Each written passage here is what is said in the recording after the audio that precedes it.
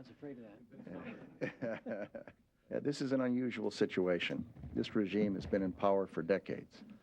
These two individuals are particularly vicious individuals. They are now dead. We know that. They have been carefully identified.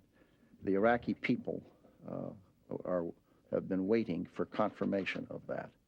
And they, in my view, deserved having confirmation of that. It was a decision that was made, and in my view, was absolutely the correct decision.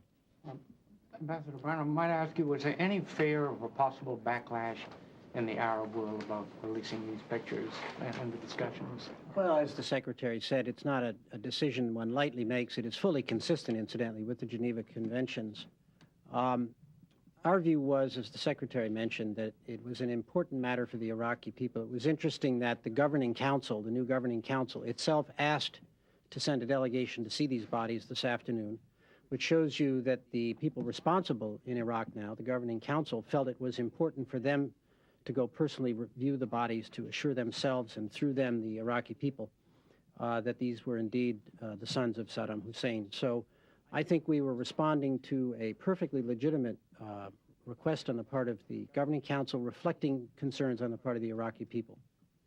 To achieve with the killing, given in light that 3 more American soldiers were killed today? Given the amount of gunfire that came from that building and the difficulty that the forces had in getting into the element of the building where they were located, it is, I think, obvious that there was no chance of taking them alive.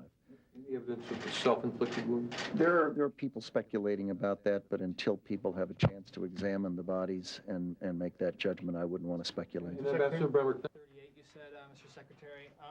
And the more I looked at this, the more I made a judgment that this is not the first time people who are dead have been shown. It is not a practice that the United States engages in on a normal basis.